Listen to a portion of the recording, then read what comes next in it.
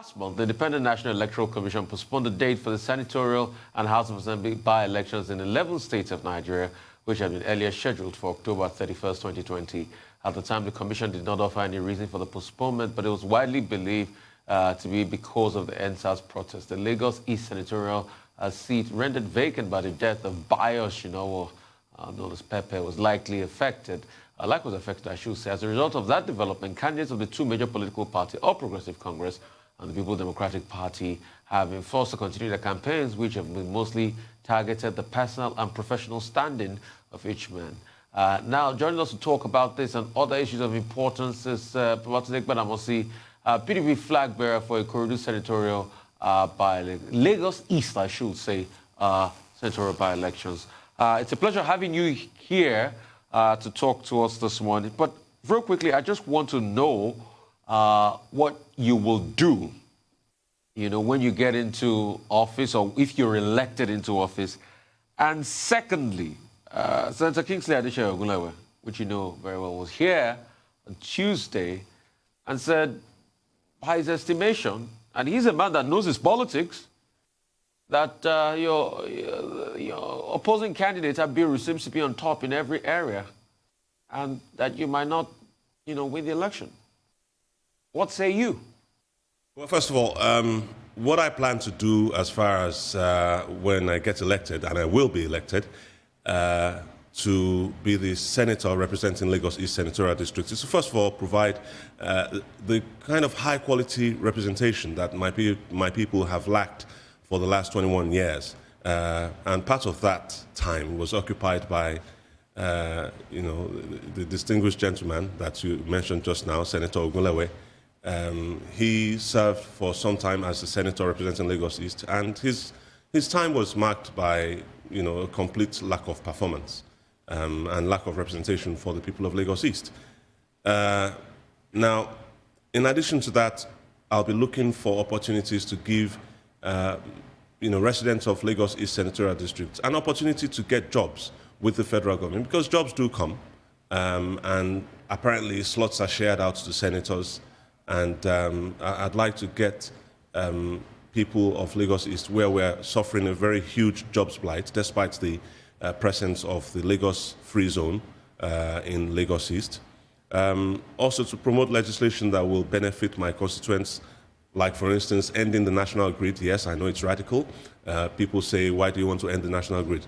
And I say, why the hell not? Of what use has it been to us for the last, 50, 40 years? System collapses all the time.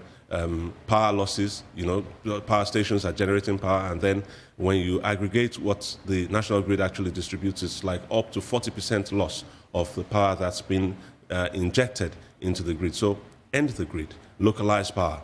That's one of the things that I'll be pushing. That's one of my legislative agenda. Also, I'd be interested in domesticating VAT. This situation where some people, for religious reasons, say that they don't want alcohol to be distributed in their jurisdictions, and they're destroying alcohol bottles. But at the same time, those of us in Lagos and in the South, generally, that are generating huge amounts of money from VAT, occasioned by alcohol consumption, are having to send that VAT, 55% of the entire VAT generated in the country, being generated from Lagos, sent to the federal, and then only 3% of that, or somewhere thereabouts, sent back to us when they distribute. Are we running a communist state? Is that what we're running? Or are we running a capitalist country? We need to be clear on what kind of system we're running, so that we can decide whether people can decide whether there is any point in engaging in enterprise. The KAMA Act, that's another one that I'll be targeting for repeal.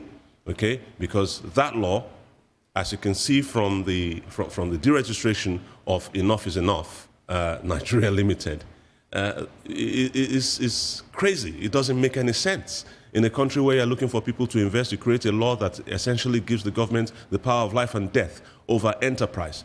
We can't have that, and it has to end.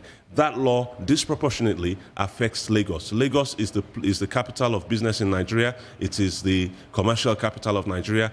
Business is our business in Lagos. Okay, and if you make any laws that affect business, we will be disproportionately affected, and I will not stand for that. So the KAMA Act has to go. The Land Use Act is another one that does not give security of title for land, and that has affected investment in all sorts of businesses, not just real estate, in every business. Because, of course, without land, you cannot really engage in business. And we have this situation where the governors have been made into potentates, into gods, by the Land Use Act and by the Constitution, and these issues must be addressed. We cannot have a situation where the governor has a right of revocation over any and every land in his state, just at his whim and at his caprice. We can't have that. We have to have security of title, and the only way to have that is to return to the freehold regime, where people were given total freehold over their lands. They had mineral rights and air rights. That was the situation before the Land Use Act was enacted. Perhaps the Land Use Act had use. It was relevant at the time it was made, but today, in a democracy, it has no place. So it has to end. We're also looking at, one of the things that I argued about, that I fought for during the campaigns, was the setting aside of the Water Resources Bill. Okay? Thank God that has been pushed to one side, but we're very vigilant. We're keeping our eyes open, because this is Lagos. If you make a law that hands over 4 kilometers of land from the shoreline of any inland waterway to the federal government, you are basically you are erasing Lagos from the map. Okay? You are erasing Lagos. Lagos is surrounded by water.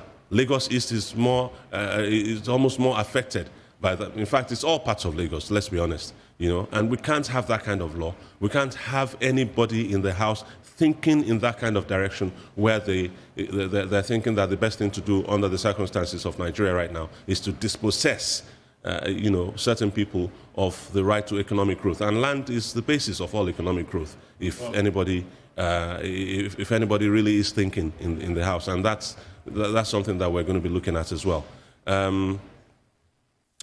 I've talked about the KAMA Act, and then the fact that the federal government has neglected the federal roads in Lagos East. The first Trunk A road in Nigeria was Ikorodu Road. I will keep reminding people of that. That road was built by the people of Ikorodu, and that initiative was led by my grandfather, the late Alhaji Gbadamosi. He funded 50% of the cost of construction of that road, and it was the first Trunk A road in Nigeria. That road has now been neglected. It was expanded by the military government of Gowon, and since then, not much has been done on the road. In fact, it's now been actively destroyed by successive governments of the APC in Lagos State. Now that has to end. So we're going to be arguing in the National Assembly either for the return of that road to the state government or for the repair by the federal government. One of the two has to happen.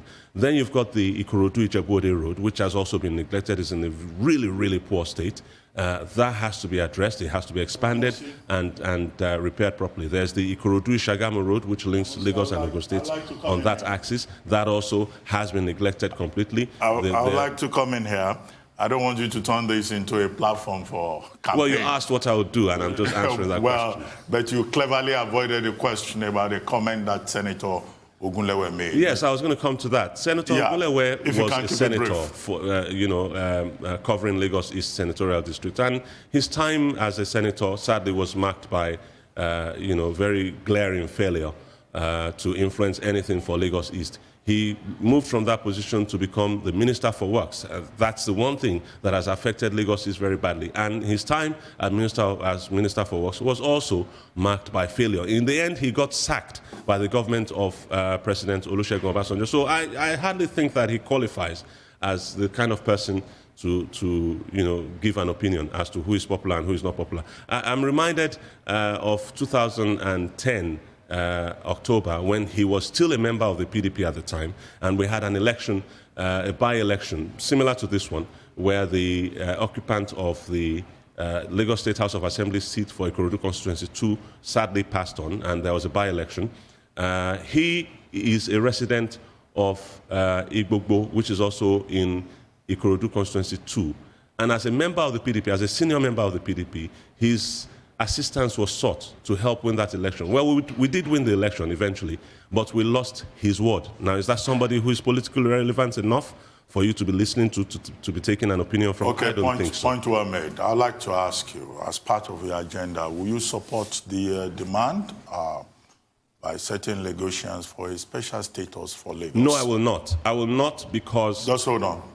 I'm not done yet. And then quickly, because we're trying to manage time, I would also like to ask you what you think of the defection of the governor of Ebonyi State from PDP to APC. Many Nigerians wonder, why is it that politicians are perpetually migrating?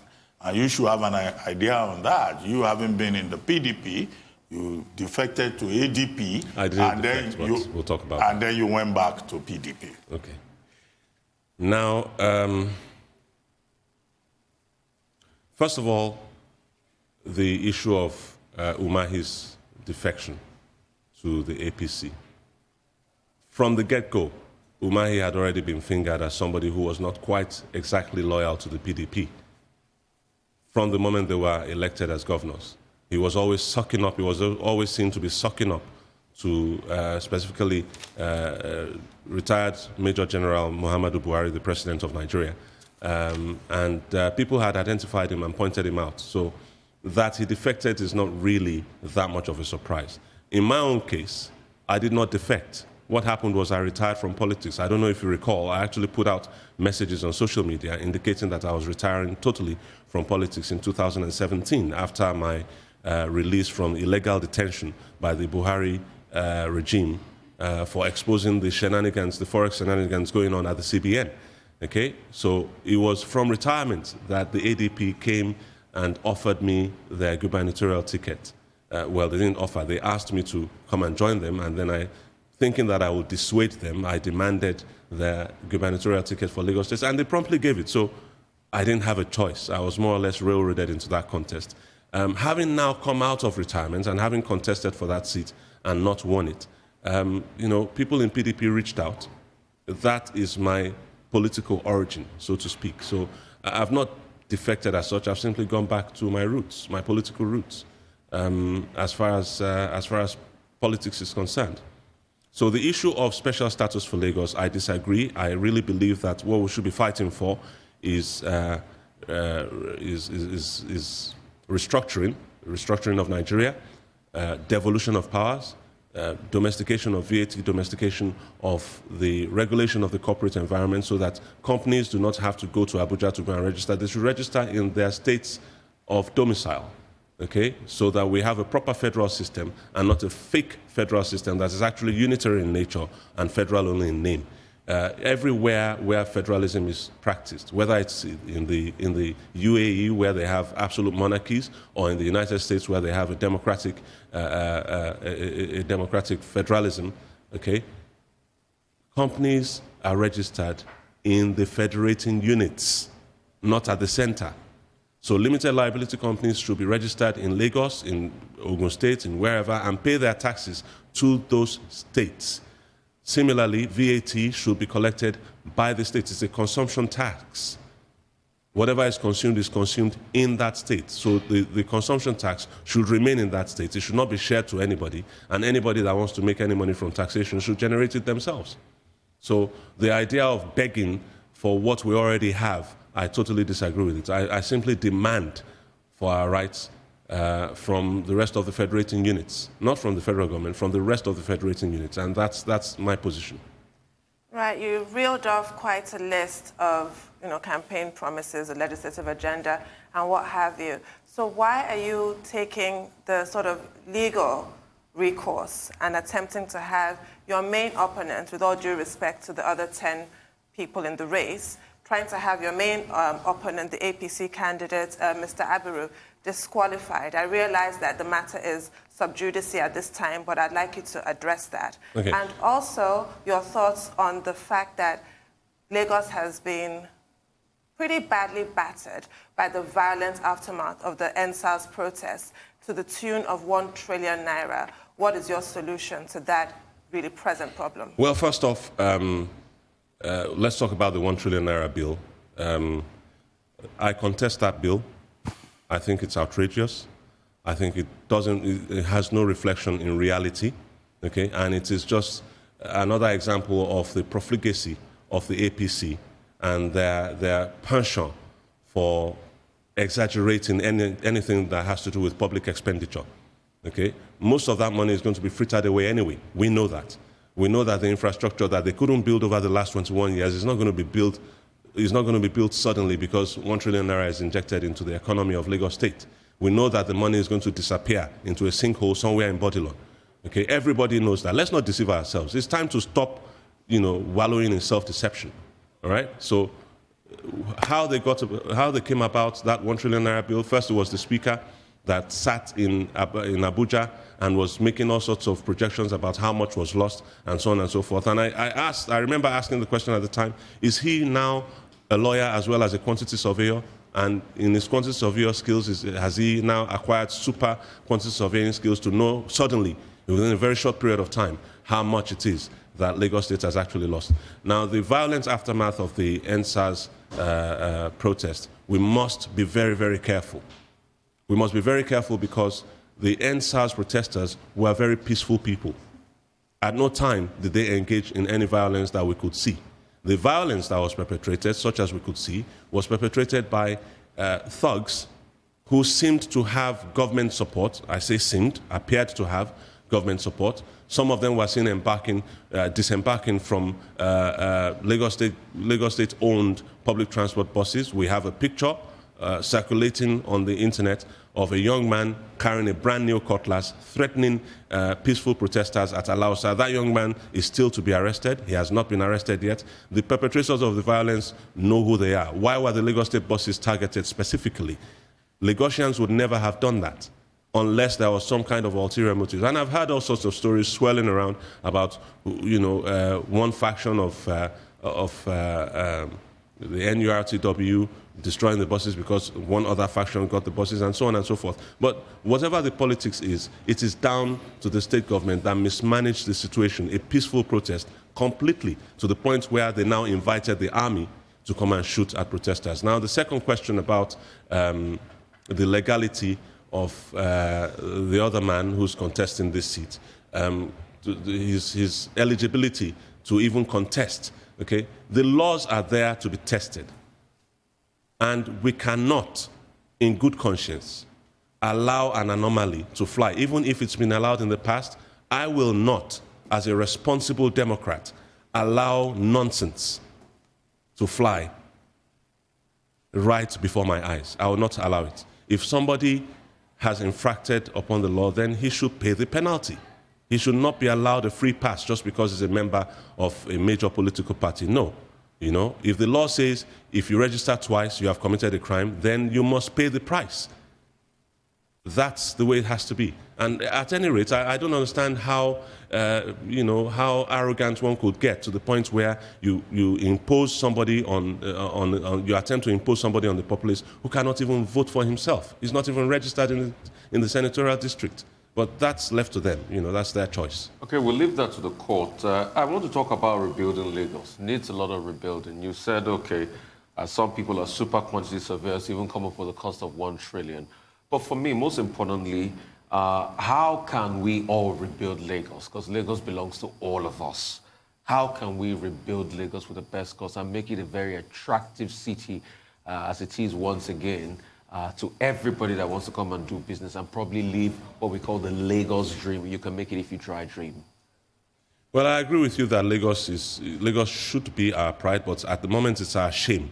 Lagos is a shame for all of us. It's a reproach to all of us who are in various fields, those of us who are in real estate, who are trying to build our own little pockets of Lagos and make it attractive, while the government twiddles his thumbs and goes about doing what they call silly palliative measures, wasting our money. We need to, first of all, kick out these APC spendthrifts. We need to get rid of them because they clearly have no clue as to how to build a thriving economy. They don't know how to do it. They only know how to extract, how to take. That's all they know how to do. So we need to get rid of them at the earliest possible opportunity. So the first thing to do is make sure that they don't take the Lagos East Senatorial district, and then in 2023 we get rid of them. I know that there are efforts afoot to recall some members of the State House of Assembly, specifically the woman from Amuwo Odofin, I think her name is Ali Macaulay or something like that, who allegedly used COVID-19 palliatives as birthday giveaways. Now, with the kind of monies, with the kind of fantastic sums that we're hearing that are being, looted by, major operators, senior operatives of this Lagos state government in the legislature and in the executive, how can Lagos be built? The only way to start building Lagos is to get rid of these guys. Just get rid of them. Once they are gone, okay, we can now start addressing the looting. You've heard about how Alpha Beta has looted the state blind, how, fantastic sums of money are being transferred from one individual, from government coffers to some individuals in government. It's crazy. How do you develop a state under those circumstances when you have such huge leakages happening right under our noses? Contrary to what you are saying, there are many Lagosians, interested stakeholders, who say that this governor, Babajide Sanwo-Olu, has been doing very well, particularly in terms of his administration's response to, one, the COVID-19 crisis, and also, despite the one or two omissions, also to the NSAS protests. So somebody listening to you will say, well, what do we expect him to say? It belongs to the PDP, so that may not be something very strong to push across, considering that most of these allegations may fall more into the realm of folklore. But you said something about a sinkhole in Bodilon. Many of our viewers may not know whether there is a sinkhole in Bodilon or not. What is that sinkhole all about? Well, it's a place where apparently most of our financial resources disappears into. I mean, the speaker apparently being questioned by certain authorities has said that he has been sending money to somebody at Bodilon, and first he said it was a certain amount, then upon closer questioning he said it was a lesser amount, and so on and so forth. So all sorts of rubbish has been going on for the last 21 years, and the time has come for it to stop. Well, might some people insist that this governor is doing well? People will always pander to authority. That is the nature of Nigerians.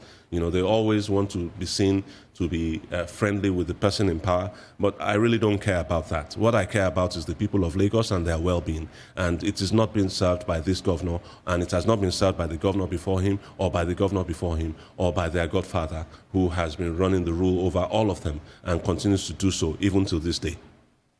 Right, tell us how you really feel. I wanted to ask you about the social media regulation, which Alhaji Lai Mohammed, the Minister of Information and Culture, has reiterated once again, as if we did not hear him the last time. So it goes to show the seriousness of the federal government in this regard. What are your thoughts? Because I know you are particularly active on social media. Well, bearing in mind, just to put a bit of context, social media has been proved, well, fake news on social media has been proved to have resulted in killings all over the world, including in Nigeria. I recall Plateau State as just one example. So what are your thoughts on that? Well, let me just say that one of the areas in which this APC government has always been serious is in being unserious. When they want to talk about things that are not so serious, they get very serious and very officious. And that is what Mr. Lai Mohammed, not unexpectedly, is doing. Why would you want to regulate the same social media that you use to lie, to unveil, to obfuscate the issues, to insult President Goodluck Jonathan? By the way, I'd like to, at this point, digress a little bit and say happy birthday to one of the best presidents Nigeria has ever had, President Goodluck Ebele Jonathan. It's his 63rd birthday today, so happy birthday, sir. So the desire of this government to regulate social media is just symptomatic of their tyranny.